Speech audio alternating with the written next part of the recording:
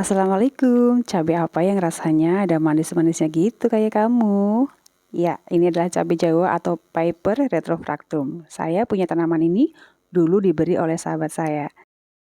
Cara nanamnya juga mudah, tinggal di stek saja. Nah, ini adalah tanaman herbal. Kalau matang, warnanya merah, itu rasanya ada manis-manisnya memang. Nggak pedas gitu ya.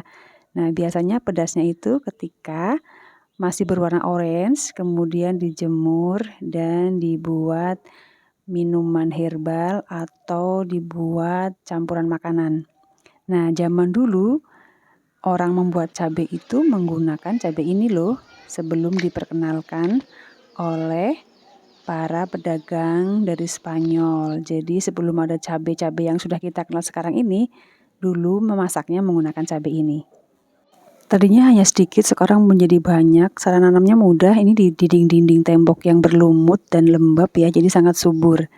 Nah, cabai Jawa ini disebut juga lada panjang, adalah jenis rempah yang masih berkerabat dengan lada, kemukus, dan termasuk suku siri-sirian atau Piperaceae.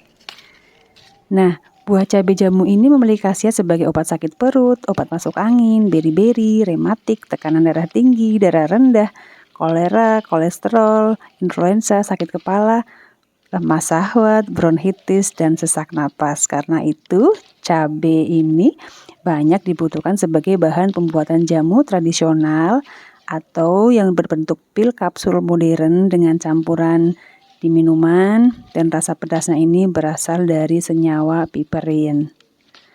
Nah, manfaatnya itu tadi melancarkan peredaran darah, mengatasi darah rendah, mengurangi peradangan atau inflamasi, mengobati gangguan lambung, meningkatkan stamina pria. Ini yang paling dicari atau yang paling banyak orang tahu adalah untuk stamina pria ya. Kemudian menurunkan berat badan untuk diet, mengatasi sakit gigi, mengatasi asam urat.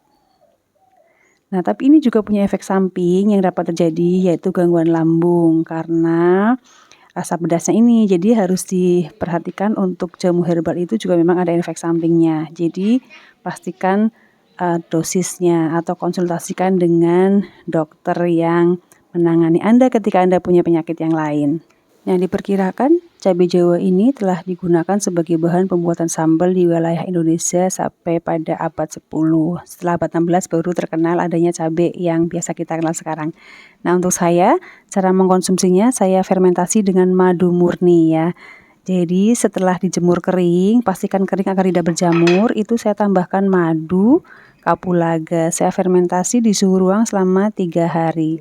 Jangan lupa untuk dibuang gasnya. Kalau keluar buih ini berarti ada gasnya ya, untuk dibuang.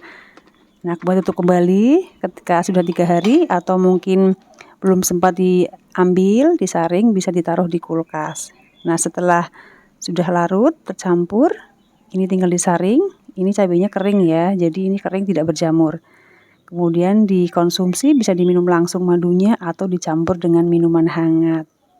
Nah, ini review untuk tanaman sekarang ini sedang mulai berbuah, jadi belum ada yang matang.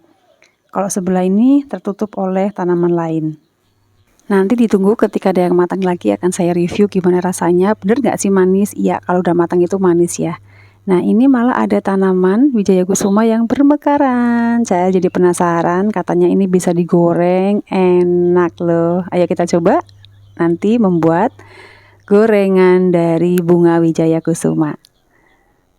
Oke, terima kasih telah menonton. Dadah.